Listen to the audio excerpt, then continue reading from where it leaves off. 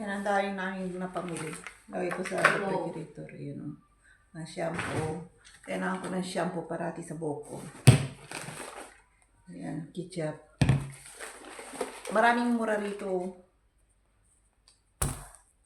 Pumelo, tagto 23 lang. Mag-i-stock ko ng karne. Tsaka ano, ito, hotdog.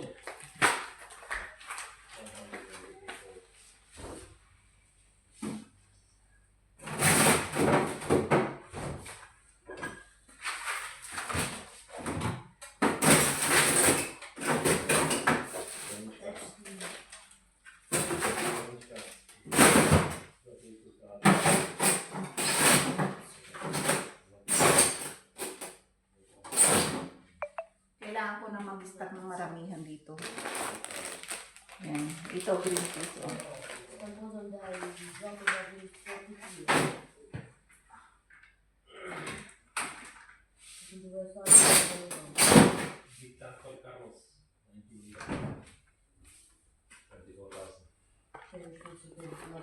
Ganda to. Bango na ni Bea. Oh. Gusto kong sabon na to. Ni Bea. Ito, ano lang, shower gel.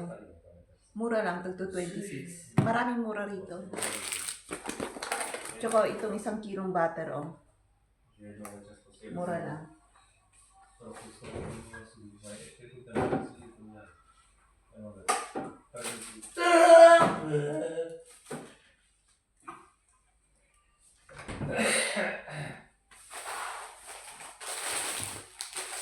Ito, oh. Pang ano. Ayan, sa wakas na kain din ako ng mangga. Mura eh.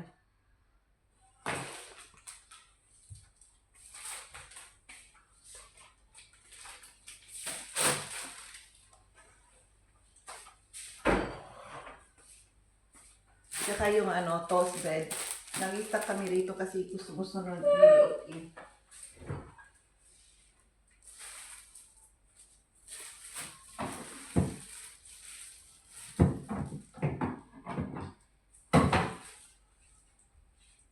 Problema, halos wala na space sa bahay namin.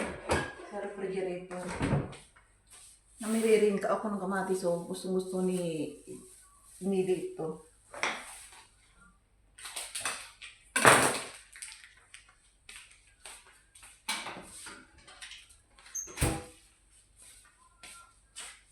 Ay, basura. Ay, yung mantika, oh. Mura.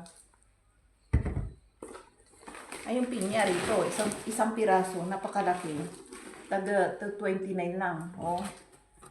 Hindi kagaya dyan sa Asia, dyan ang paggawa ng mga, ay, nakatanim sila kayo ng mga pinya dyan. Napakamahal. Dito, oh, taga 29 lang, murang-mura. Kala mo, kung may nagtatanim sila ng pinya.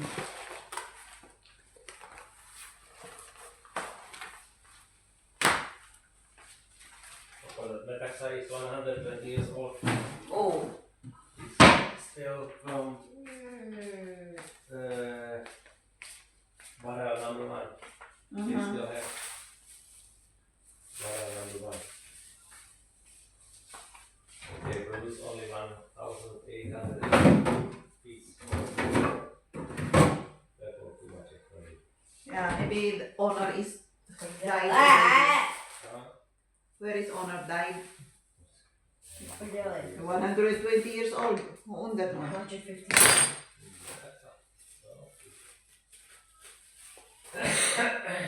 Yan, dami na yung grocery ngayon, oh. Ayan. Yung iba nasa rep na. Ayan. Mag-aagahan ako kasi hindi pa ako nag-agahan. Ito, ilalagay ko na lang sa ano. Doon sa shower room.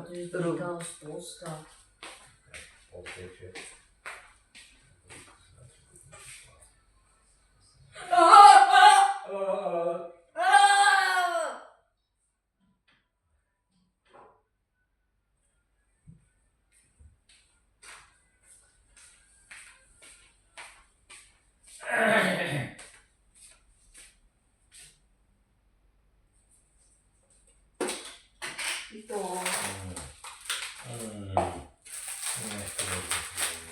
Ito, hindi na ito.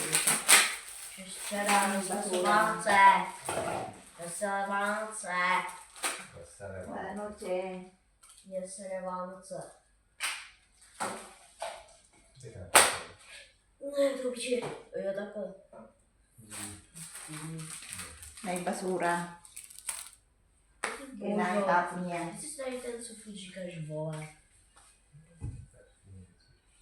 Só.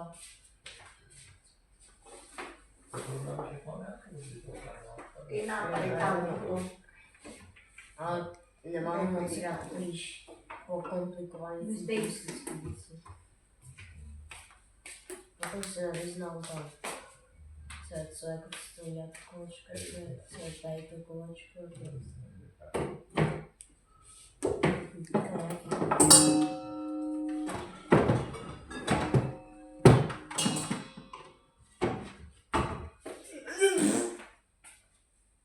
Kicsimét aztán vagy alternatív vagy használni vagy kurva. Ide mentek. Kurva. Napjára vagy hosszá. Alright, breakfast!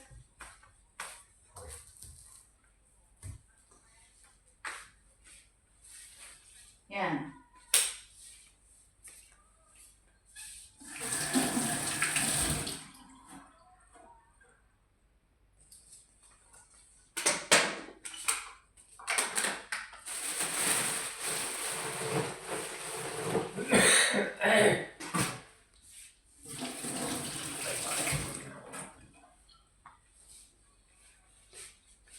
Dami naming hugasan.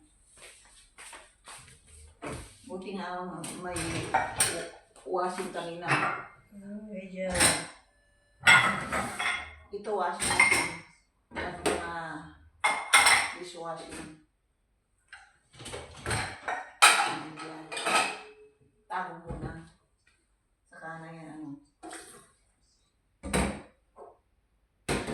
Yan. Malinis na.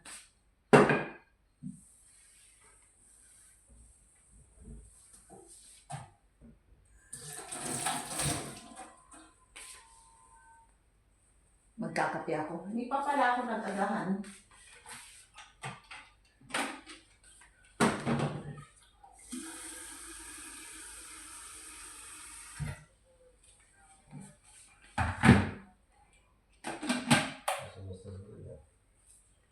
You wanna eat breakfast? Oh.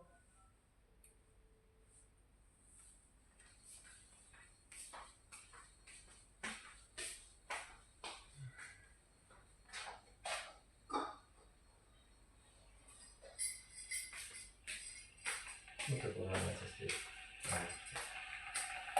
Sujo, é que eu tô na calça. Foi bom. Eu não quis que eu.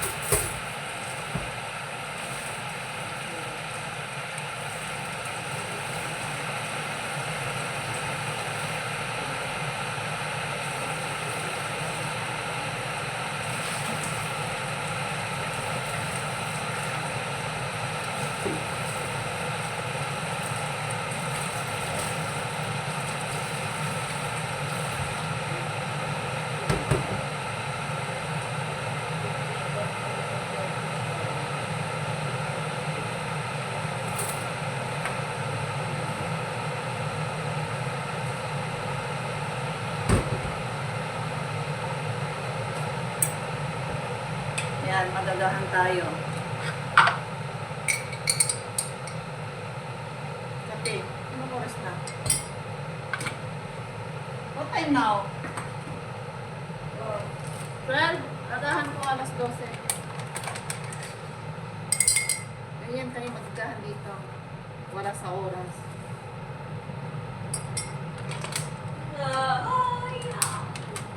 Hindi Dito, hindi kagaya dyan sa Pilipinas, kumakain ng 3 times a day. Dito, kung naisipan mo kumain kung anong oras, kain ka lang sa bahay. Kahit sa ibang bahay din dito. Wala yung, alas 12 na kain na, alas 7 na gising na at kain na ng breakfast. Wala dito. Kung anong oras mo gustong kumain, yun lang. Halimbawa, yan, katulad nito, tanghali na, dapat isa-serve namin tanghalian, no? Hindi pa ako kumakain ng breakfast. Ayan, kain muna ako ng breakfast. Yung asawa kanina, kumain na ng breakfast mga alas 11, bago kami, alas 10:30, bago kami umalis. Ayun, alas 12 na, hindi pa siya gugutom. Kaya, tanongin ko siya, hindi naman siya nagugutom. Kung anong oras siya nagugutom, yun ang magluluto ako. Halimbawa nagutom siya alas 2, alas 3. Yun ang tanghalian niya. Tapos, yung maliit naman, ngayon, hindi pa siya gutom. Bagong gising ganyan. Mamaya mga alauna pang breakfast niya, no? Alas 2. Ganyan dito.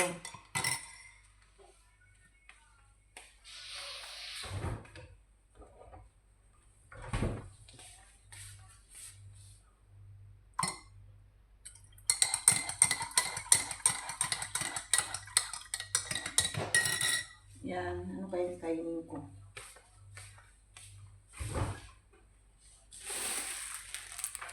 Dami naming tinapay sa bahay. Nalista kami ng marami. Hindi ko alam kung mauubos lahat to. Dami naming nakain. Dami naming breakfast. Hindi tayo lang ako. 많이 해서 맛이 좋아야 되네.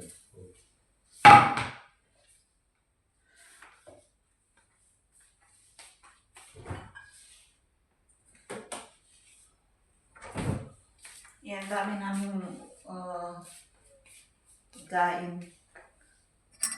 Problema. Kuminsan, parang kuminsan nasisiraan kami ng mga pagkain. Yung mga nabili na, halimbawa mga prutas. Bili kami ng bili. Kuminsan nakakalimutan namin kainin lahat. Nasisira na lang, kahit yung mga kamatis na yan. Kuminsan nasisira na lang. Ewan ko ba,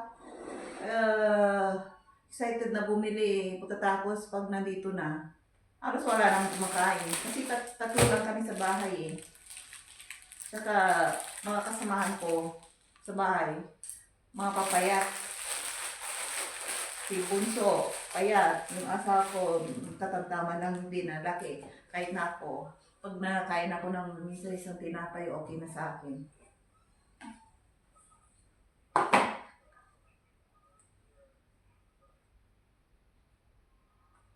Ayan. Isang tinapay lang sa akin. Busog na ako. Tapos, ayan. Ang dami oh. Tagal na to sa refrigerator. Inire-rep ko kasi kuminsan nasisira eh. Ayan. Sarap.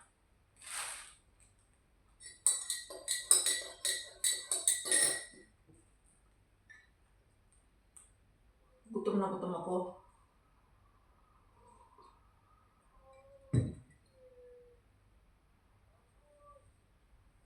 Ako.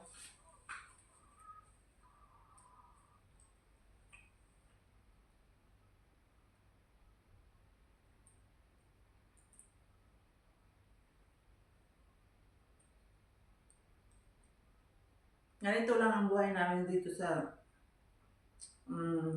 bansang ito.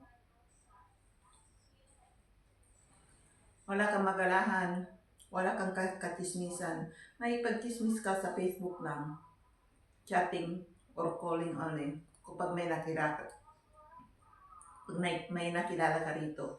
May mga Pilipino na pala rito malapit sa amin. Hindi kasi ako nagagala eh. Mga lalaki, yung hindi katao sila.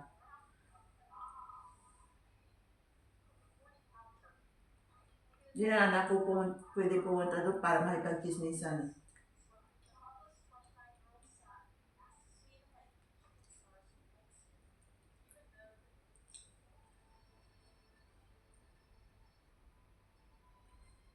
Kaya Christmas na. May hating gabi. Maglalay ba ako mamaya? Papakita ko sa inyo. Wala rito.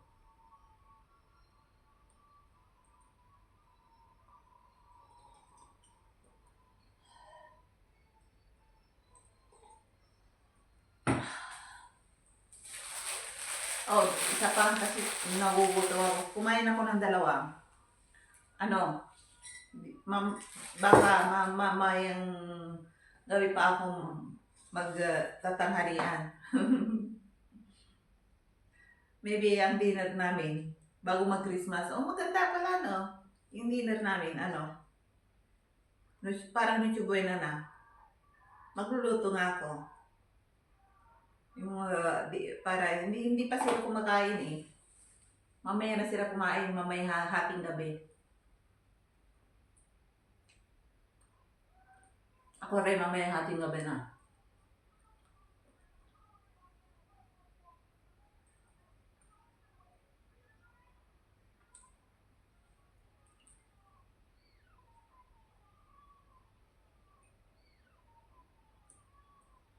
Sarap.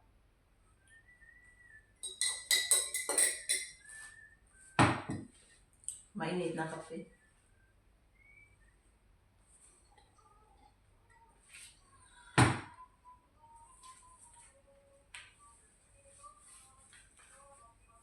Nagda-diet kasi ako, ang taba-taba ko na eh. Laki-laki na ng bilbil ko. Kailangan ko mag-diet.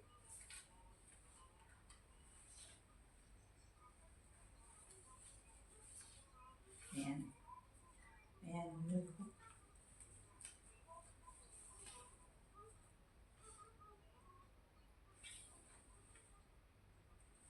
Itong pals na ito, nabili ko pa sa Taiwan. Mura lang doon sa Taiwan nabili ko. Mga 199 lang. Maganda oh. Fit na fit. Tapos high waist pa.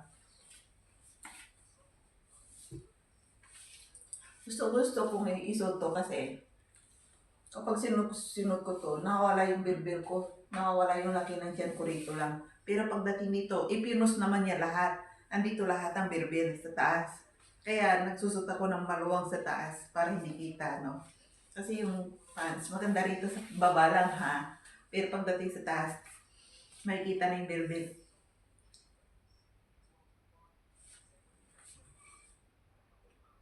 Sarap.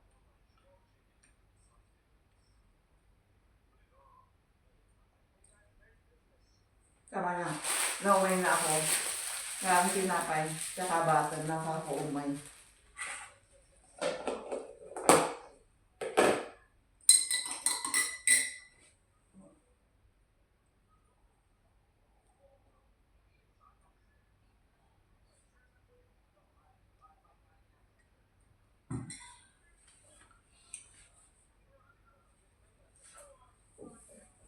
Nakahiga pa yung anak ko. Ayaw talagang kumain ng agahan. Umaya pa raw siya kakain. Bahala siya sa buhay niya.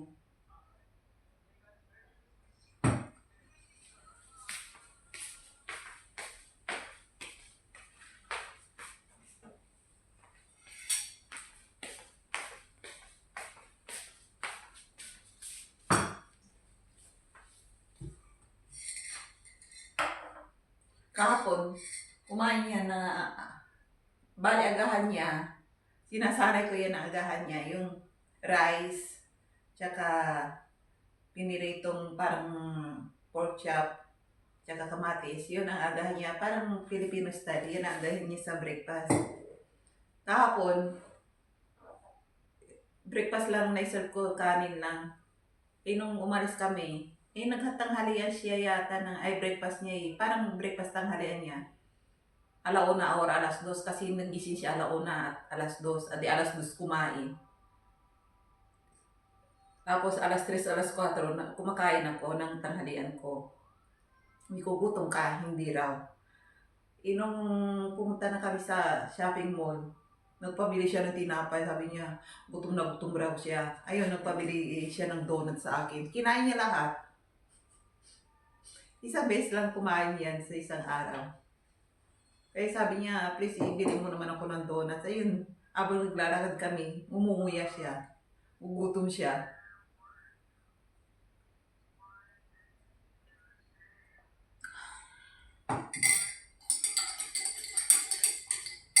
Ayan, makulimlim na naman. Anong oras na? Mag-aaraw na. Bawang gising, madilim na naman. Parating madilim dito. Ay, gising mo na, madilim na naman. Makulimlim na naman. Kaya yung mga taga-check dito, gusto, ayaw nila na yung madilim na lugar. Sabi nila, parating madilim dito sa bansa namin. Sabi niya, ay gusto niya, kaya gusto niyang pumunta dyan sa Asia magbakasyon. Kaso nga lang, grabe naman ang bakasyon namin dyan kapag nagbabakasyon kami. Kaya halos hindi kami, buong pamilya, hindi kami nagbabakasyon. Grabe ang pamasahe, napakamahal. At saka siyempre hindi lang pamasahe ang dadalhin packet na. Halos nakakaubos yan minsan ng isang plate lang yan naming pamilya ha. Makakaubos kami ng 1 million lang yun ha. Sa peso yun or mahigit pa. Grabe ang pamasahe. Kaya kung minsan, kung talagang uwing-uwi na ako, kung minsan ako lang. Tapos kung naman, susunod sila. Buti nga doon sa na yun, may tinitirahan kami doon sa Taiwan kasi may bahay naman yung anak ko doon eh. Doon kami pumupunta sa anak ko. Doon kami nagbabakasyon. Tapos yung anak ko na may sakyan naman doon. Ayun doon, Supreme na. Kasi kapag nagrenta pa kami, nag-hotel pa kami doon, grabe. Yun nga na, yung paglibot-libot, ayun, kung minsan nag-hotel kami doon. Pero yung sasakyan, gasolina lang ang bibilhin. Kasi sasakyan naman ng anak ko yun eh. Tapos ang ginagawa namin, may business naman yung anak ko. Tinutulungan namin, dishwasher kami doon. Yun na. Bali bayad ba?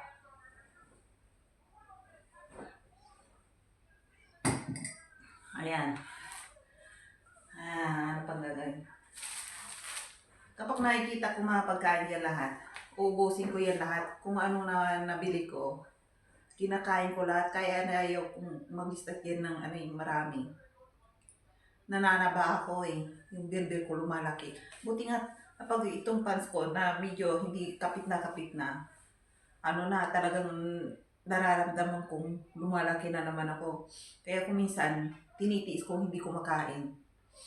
Kapag minsan nagagahan na ako, tinitiis kong hindi na kumain. Kakain na ako, medyo maliit lang. Tapos iinuman ko yan ng maraming tubig or drinks. Ganun lang, hanggang hating gabi na. Tapos gutom na ako, mga alas 11 or alas 10, sabi ko, tama na at matutulog. Itutulog ko na lang yan. Kasi kapag hindi ko napigil yung cravings ko ba sa pagkain, tataba ako ng ganyan Dito sa country nila, ang daming matataba ganyan ang kalalaki papasok ka sa mall, grabe yung mga tiyan nila, grabe lus-lus na hanggang dyan, makikita mo na lang. Tapos naglalakad pa sila. May mga burger tapos soft drinks pa rito. Kain pa ng kain Grabe ko. Tapos mag-grocery sila. Yung basket ng grocery nila, grabe puro pagkain makikita mo. Diyos ko, sabi ko, grabe naman yan. Sabi ko, magda-diet ako. Ayoko ng ganyan kalaki. Kasi ang pangit na naman ang taba-taba mong tignan.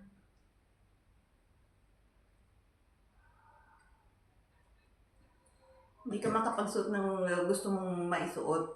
Puro bilbil na lang. Ay naku.